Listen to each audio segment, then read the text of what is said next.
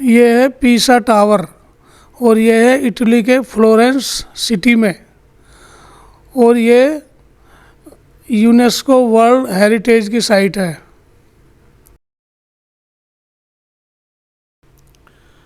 ये है बैप्टिस्ट्री of Pisa और ये भी वर्ल्ड हेरिटेज साइट है, और इस जगह का नाम है स्क्वायर ऑफ मिरेकल्स।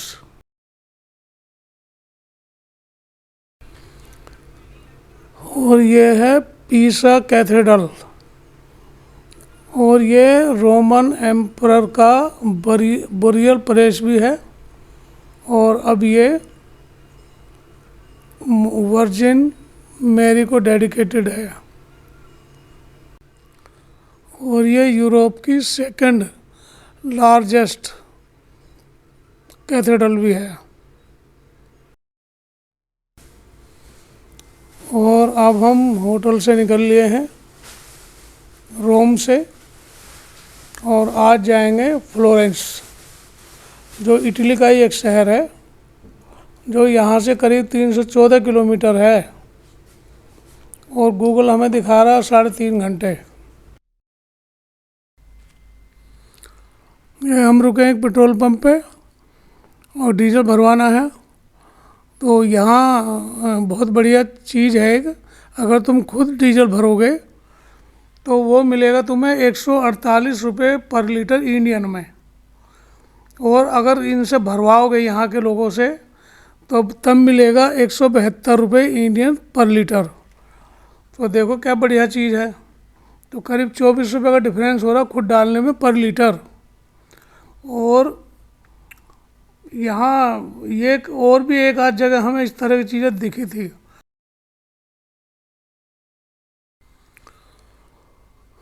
चलो जी, हम निकल गए हैं सिटी से बाहर, रोम सिटी से बाहर निकल गए हैं। और यहाँ देखो, यहाँ का भी जो लैंडस्केप है वो बहुत ग्रीन है, मतलब कहीं भी ऐसा कोई डेजर्ट वेजर्ट नाम की कोई चीज़ नहीं है। और कुछ ये रास्ते में एक सिटी आई, लेकिन यहाँ थोड़ा कंस्ट्रक्शन डिफरेंस है। यहाँ स्लोपी रूफ नहीं है, बिल्डिंगें बहुत ऊंची ऊंची हैं और स्लोपी रूफ नहीं है। अब ये देखो क्या सुंदर पेड़ है सड़क के किनारे, ये इतने गोल्डन है कि पूरा गोल्डन गोल्डन हो रहा है। नीचे इनके पत्ते भी पड़े हैं, वो भी गोल्डन, पूरे पेड़ गोल्डन है। अब हमें तो ये पता नहीं पेड़ किस चीज़ का है, लेकिन बड़ा सुंदर लग रहा है, बड़ा सुंदर गजब का सीन है। और शहर का नाम भी नहीं पता हमें तो ये क्या है। तो यूरोप में सुंदरता तो है ही अजीब अजीब तरह की। यहाँ पहले से मशहूर है कि यहाँ जो पेड़ हैं कई तरह के हैं, कुछ यहाँ ब्राउन नज़र आते हैं, कुछ ग्रीन नज़र आते हैं, कुछ येलो नज़र आते हैं। मतलब यहाँ पेड़ों के जो कलर है वो डिफरेंट है।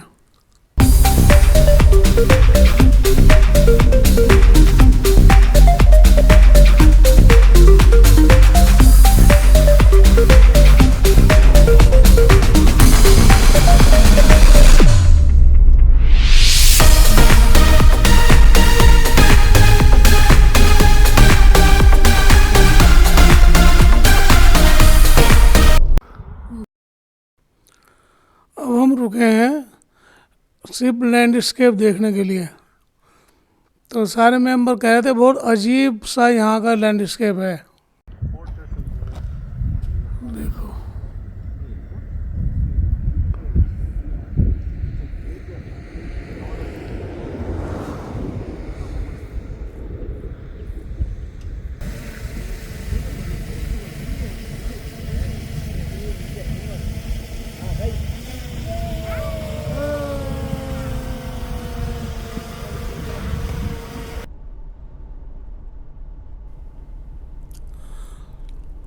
फिर देखो कितना सुंदर लैंडस्केप है।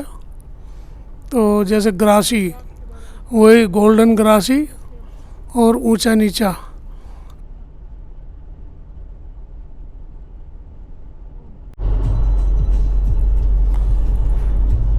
हमने फ्लोरेंस शहर में एंट्री कर ली है, और अब हमारा होटल आने वाला है। तो हम अभी होटल में अपनी गाड़ी खड़ी करेंगे, सामान वहाँ रखेंगे, चेक इन करेंगे और उसके बाद हम निकलेंगे सिटी को एक्सप्लोर करने, जहाँ पीसा टावर है।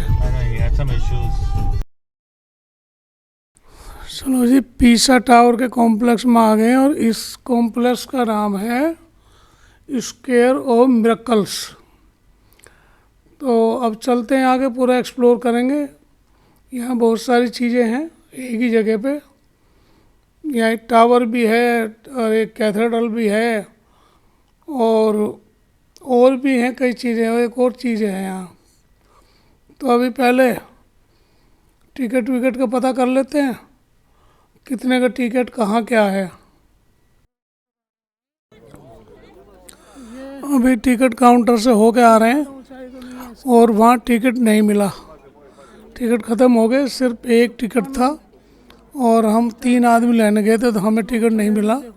और टिकट यहाँ का था 28 यूरो का, जिसमें 3 चीज़ें कवर थी यहाँ पे। 5.5 डिग्री के एंगल से ढकी हुई है नीचे से। चलो, टावर तो हमें वैसे भी देखने का नहीं था, क्योंकि टावर बहुत ऊंची है, 200 फीट ऊंची टावर है और इसके जो स्टेयर्स हैं उसमें रेलिंग भी नहीं है और वो स्लोपरी हैं, बहुत स्लिपरी हैं और उनकी हाइट भी ज़्यादा है और वो टिल्टेड भी है और टिल्ट है, एक तरफ से ऊंचा है दूसरी तरफ से नीचा है।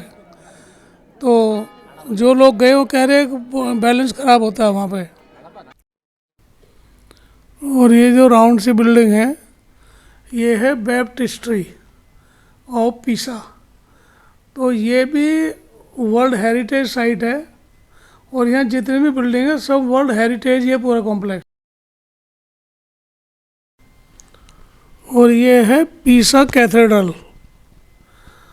और शायद इसमें टिकट नहीं था एंट्री का इसमें, लेकिन जो गेट है ना इन्होंने बंद कर दिया है, तो अब इन्होंने एंट्री कर दी बंद। तो हम थोड़ा सा इसको बाहर से ही सामने ही वीडियो बनाते हैं। और ये लेकिन ये वर्ल्ड नहीं, ये यूरोप की सेकंड लार्जेस्ट चर्च है, बहुत फेमस है ये।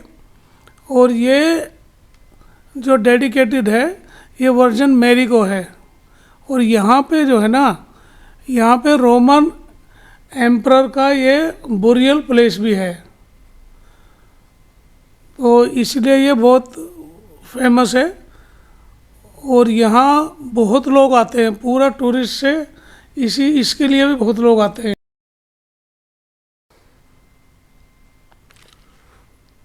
चलो अब पूरे कंपाउंड को भी घूमेंगे और टावर को भी चारों तरफ से देखते हैं। तो इसका जो नाम है पीसा टावर, पीसा का मतलब है programme for international student assessment. यहाँ पूरे दुनिया से स्टूडेंट इस टावर की जो टिल्ट है ये इस पर रिसर्च करने के लिए आते हैं। और हमारे सिर्फ इंडिया से यहाँ स्टूडेंट नहीं आते, बाकी सब जगह से आते हैं। और ये जो टिल्टिंग है इसकी, ये करीब 4 डिग्री टिल्ट हुई है ये। और शुरू में तो ये हमेशा कंटिन्यू टिल्ट हो रही थी, लेकिन इसमें कुछ काम किया गया तो इसको अब रोक दिया गया है। और इसका जो इसमें क्या है, इसमें हमारी थोड़ी जाने की इच्छा भी नहीं हो रही थी। इसमें है करीब करीब 294 स्टेप, 2 स्टेयर केस है इसमें, एक में 294 है और दूसरे में 296 है। 2 स्टेप का फ़र्क है टिल्टिंग की वजह से। और जो स्टेप्स हैं वो बहुत ऊंचे हैं, रेलिंग इसमें है नहीं है, और रेलिंग नहीं है और स्लिपरी हो रहे हैं बहुत ज़्यादा। और वो पब्लिक को चलते चलते, क्योंकि इसको बन करीब 1000 साल हो गए इस टावर को, और इसको बनने में लगे 200 साल। सोचो, 200 फुट ऊंची टावर को 200 साल लगे बनने में।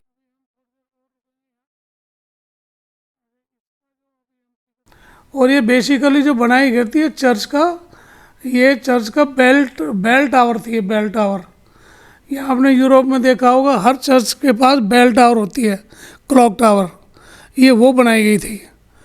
लेकिन अब ये सब अब ये क्लॉक टावर तो इसे कोई देखता नहीं देखता, लेकिन अब इसे दुनिया भर के लोग देखने आते हैं। सिर्फ इसको टिल्टिंग की वजह से। और यूनेस्को वर्ल्ड हेरिटेज की साइट तो ये है ही है यहाँ पे।